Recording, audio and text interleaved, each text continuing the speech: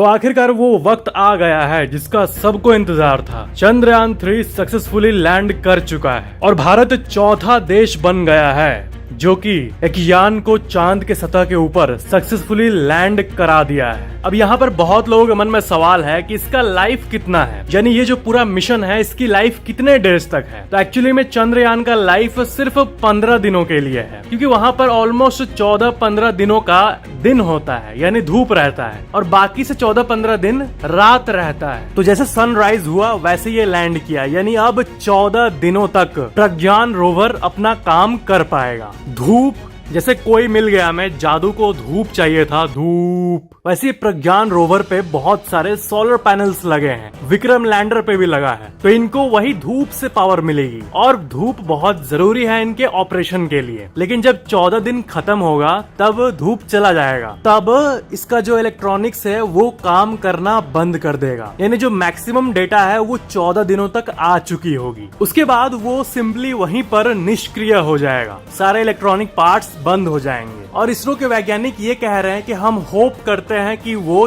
14 दिनों के बाद भी कुछ दिन चले, लेकिन ये होप वर्ड यूज किया गया है, यानी इसके लिए कोई सटीक टेक्नोलॉजी नहीं यूज किया गया है जिससे वो गारंटीड चलेगा बहुत दिन तक, क्योंकि ये मिशन 14 डेज को माइंड में रखते हुए ही बनाया गया था। बाकी जो ल्यूना 25 जो कि क्रैश किया, अगर वो लैंड होता तो उसके अंदर एक ऐसा पावर जनरेटिंग टेक्नोलॉजी था प्लूटोनियम के जरिए जिसके चलते उसको 1 साल तक पावर मिलती। तो इस मामले में सबसे अच्छी न्यूज ये है ना कि इसरो एक्चुअली में इस टेक्नोलॉजी पे काम कर रहा है, एक ऐसा प्लूटोनियम का पावर सोर्स बनाने का जिससे अपकमिंग मिशंस में 1 साल तक पावर मिले। लेकिन फिलहाल चंद्रयान जो है ये 14 डेज तक बहुत सी रिसर्चेस करेगा साउथ पोल में, वाटर, हीलियम 3 और ऐसे कई चीजें हैं जिसके बारे में आपको पता होना ही चाहिए कि ये मिशन आखिर हुआ किस लिए है। तो चलो उन सुपर इंटरेस्टिंग डिटेल्स को हम समझते हैं। किसी भी प्लैनेट या फिर सैटेलाइट, जैसे कि मून एक सैटेलाइट है, तो उसका जो नॉर्थ पोल और साउथ पोल है ये दोनों काफी इंपॉर्टेंट है हमारे लिए। या फिर किसी भी जगह पर चले जाओ, चाहे आप जुपिटर के किसी मून पर चले जाओ, तो वहाँ पर नॉर्थ और साउथ पोल में जो चीज एक्यूमुलेटेड है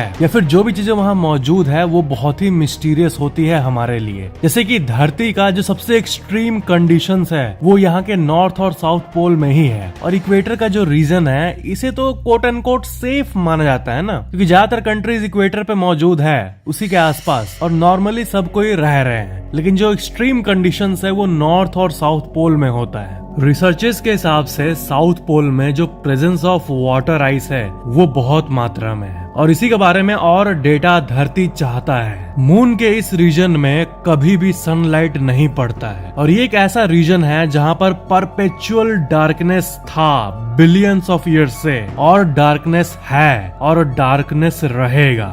वाटर जो है ये सुनने में बहुत सिंपल लग रहा है, लेकिन वाटर सपोर्ट्स लाइफ, क्योंकि साउथ पोल पर वाटर आइस है। क्यों?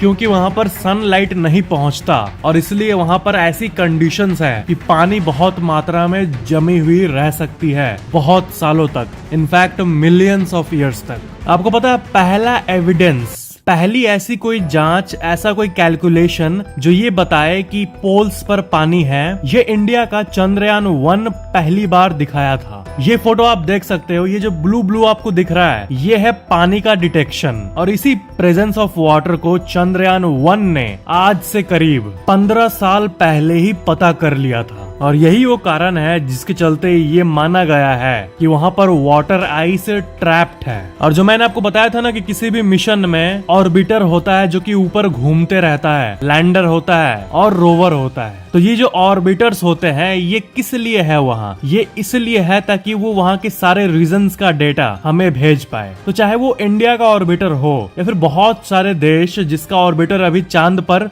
लाइव घूम रहा है, तो उन्हीं ऑर्बिटर्स ने ये डेटा भेजा है कि उस जगह पर आइस वाटर ट्रैप्ड हो सकता है। साउथ पोल का ये जो रीजन है, यहाँ के जो मून क्रेटर्स है वो अनटच्ड है, बिल्कुल भी सनलाइट से टच्ड नहीं है, क्योंकि वहाँ सनलाइट नहीं पड़ता है, और इसलिए वो जैसे था वैसे ही है एकदम शुरू से। तो जो सोलर सिस्टम का सारा रिकॉर्ड है, ये सोलर सिस्टम का ओरिजिन, इसका जो एविडेंस है वो अनटच्ड तरीके से वहाँ पर मौजूद है। मतलब समझ रहे हो ना कि वहाँ का जो रीजन है वो बहुत छोटे रीजन में है, वो बहुत ही ज्यादा अनइफेक्टेड है, सनलाइट से भी अनइफेक्टेड अनएक्सपेक्टेड जो एस्ट्रॉइड्स आके मून से टकराते रहते हैं, जिसके चलते वहाँ क्रेटर्स बनता है, वो भी ज्यादातर इक्वेटर को आके हिट करता है और जो पोल्स वाले एरिया है वो ज्यादातर अनडिस्टर्ब्ड रहते हैं। तो यहाँ से हमें जो भी डेटा मिले उससे हमारे सोलर सिस्टम के उत्पत्ति के बारे में भी बहुत जानकारी हमें मिलेगी। ऐसी और भी कई कैलकुलेशंस की गई है जिससे ये पता चला है कि वहाँ पर hydrogen, ammonia, methane, sodium, mercury, silver, in fact इतनी सारी चीजें मौजूद है और इसलिए उस जगह को the place for untapped resources माना जाता है। यानी ऐसी जगह जो कि खजाना है लेकिन उसको कोई टैप नहीं कर पाया है। चांद का जो साउथ पोल है वहां पर टेम्परेचर -150 से -200 डिग्री सेल्सियस तक पहुंच जाता है। मतलब जितने भी इलेक्ट्रॉनिक इक्विपमेंट्स होंगे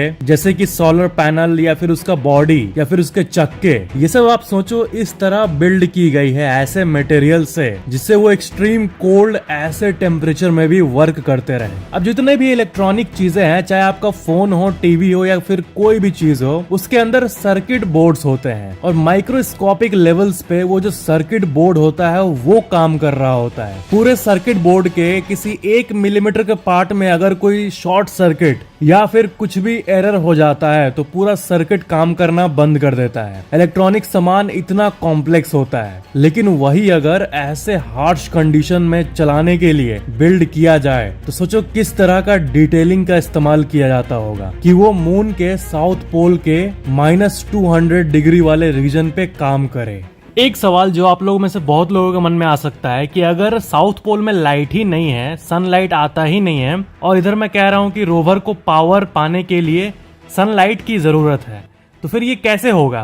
तो इसका आंसर ये है कि साउथ पोल के उस इलाके में जहां पर लाइट नहीं पहुंचता वहां पर एग्जैक्टली नहीं जाएगा, उससे थोड़ा दूर ही तक रोवर जाएगा जहां तक लाइट थोड़ा पहुंचे। तो ये है इसका आंसर। एग्जैक्टली डार्क वाला फेज में नहीं चला जा रहा है, क्लोज टू साउथ पोल, एकदम नियर टू साउथ पोल, जहां पर लाइट पहुंचेगी वहां पे जा रहा है रोवर। हमारे यूनिवर्स में ऐसे कई एलिमेंट्स हैं जो कि धरती के लिए हो सकता है रेयर हो। यहाँ पर हम इन्हें quote and quote rare earth minerals कहते हैं, लेकिन ऐसी कई जगहें हैं हमारे यूनिवर्स में जहाँ पर वही चीजें एबंडेंस में अवेलेबल है। आपने उस प्लेनेट के बारे में सुना होगा जो कि डायमंड का बना हुआ है, डायमंड प्लेनेट कहते हैं इसे। तो ये पूरा प्लेनेट खरबों डॉलर का होगा। पूरे विश्व में जितना पैसा है उससे 1000 गुना ज्यादा उसको मिल जाएगा जो इस प्लेनेट का डायमंड ला दे धरती पर, क्योंकि डायमंड धरती के लिए रेयर है लेकिन वहाँ के लिए रेयर नहीं है। तो चांद भी कुछ ऐसा ही है। चांद में भी ऐसे कई मिनरल्स हैं जो कि धरती के लिए रेयर है लेकिन चांद के लिए नहीं, वहाँ पर अबंडेंस में अवेलेबल है। स्कैंडियम, एट्रियम, ये दोनों उन कई रेयर मिनरल्स में से 2 का नाम लिया मैं आपको, और ये दोनों व्हीकल इंजन्स में यूज होता है। इस दुनिया में इतनी सारी गाड़ियां हैं उसमें यूज होता है, इलेक्ट्रॉनिक डिवाइसेस में यूज होता है, और जो रेडार सिस्टम होता है जो मिलिट्री के पास होता है उसमें भी इन रेयर मिनरल्स का यूज किया जाता है। सुपर कंडक्टर्स में भी इनका यूज किया जाता है। हीलियम 3 जो कि एक रेयर एलिमेंट है, ये एक ऐसा गैस है जो कि क्लीन और पावरफुल फ्यूल के तौर पर यूज किया जा सकता है। कहां पर? न्यूक्लियर फ्यूजन रिएक्टर्स में। और ये धरती पर कम है लेकिन चांद में बहुत मात्रा में है। और फाइनली वाटर से बड़ी चीज और क्या होगी? अब ल्यूनर आइस अगर मिल जाए तो इससे बड़ी बात और कुछ नहीं होगी। He3 हीलियम 3, इसको आप हल्के में मत लो प्लीज। हीलियम 3 जो है ये एक ऐसा एलिमेंट है जिसको कि मैजिकल माना जाता है। आपको पता है ये एक extremely rare form of helium है जो कि सूरज यानी सन के कोर में पाया जाता है, और कोर से फिर वो धरती और चांद और बाकी प्लैनेट्स की तरफ छोड़ा जाता है। यानी सन से तो कई चीजें रेडिएट होते रहती है। तो ये जो हीलियम 3 है ये उसी में से एक है, और ये एक चार्ज्ड पार्टिकल है, और ये चार्ज्ड पार्टिकल्स हीलियम 3 के हमारे धरती के मैग्नेटिक फील्ड जो है इससे डिफ्लेक्ट हो जाते हैं, क्योंकि धरती का जो मैग्नेटिक फील्ड है ये हमें प्रोटेक्ट करता है इन चीजों से। तो ये जो हीलियम 3 है ये धरती पे कभी हिट ही नहीं होता, लेकिन चांद जहां पर मैग्नेटिक फील्ड नहीं है, और मैग्नेटिक फील्ड इसलिए नहीं है क्योंकि उसका कोर जो है वो बहुत स्मॉल है, और क्योंकि वहां मैग्नेटिक फील्ड नहीं है इसलिए वहां पर He3 यानी हीलियम 3 बहुत एबंडेंस मात्रा में कलेक्ट हो गई है। और हीलियम 3 इसलिए इतना इम्पोर्टेंट है क्योंकि न्यूक्लियर फ्यूजन रिएक्टर में जब इसको यूज किया जाएगा तब इससे क्लीन एनर्जी निकलेगा, क्योंकि ये बाकी चीजों की तरह जो कि यूज होते हैं न्यूक्लियर प्लांट्स में एक फ्री न्यूट्रॉन नहीं प्रोड्यूस करता। ये थोड़ा कॉम्प्लेक्स हो गया मुझे पता है, बट आप ये मानो कि एक फ्री न्यूट्रॉन प्रोड्यूस करना न्यूक्लियर प्लांट में जब पावर जनरेट होती है तो ये फ्री न्यूट्रॉन एक पॉल्यूशन की तरह होता है। लेकिन हीलियम 3 एक ऐसा एलिमेंट है जिसके बारे में साइंस जानता है, जिससे कि क्लीन न्यूक्लियर एनर्जी बन सकता है विदाउट एनी पॉल्यूशन, जो कि बहुत बड़ी बात है। और इसलिए वैज्ञानिकों के लिए चांद पर मौजूद ये हीलियम 3 इतना इंपॉर्टेंट है। हीलियम 3 के साथ साथ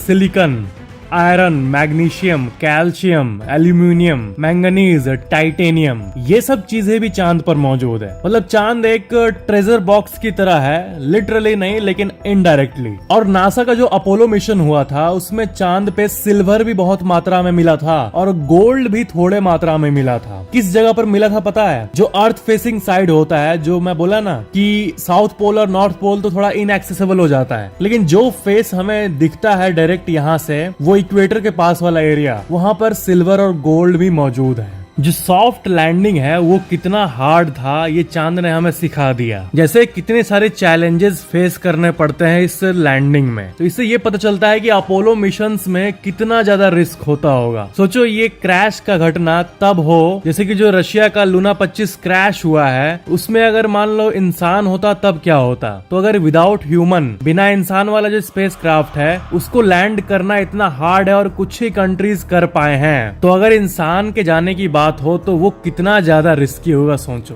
अच्छा मान लो एक क्वेश्चन है आपसे कि मान लो कि आपको अगर मौका मिले कि आप चांद पर उतर पाओ, जैसे कि नील आर्मस्ट्रांग उतरे थे, मतलब बहुत रिस्क है इसमें, लेकिन अगर मौका मिले तो क्या आप इस ब्यूटीफुल प्लेनेट को छोड़कर उस थ्रिल में जाना चाहोगे? सबका अलग अलग ओपिनियन होगा, लेकिन नीचे कमेंट जरूर करना और सब्सक्राइब करके बेल आइकन जरूर ऑन कर लेना।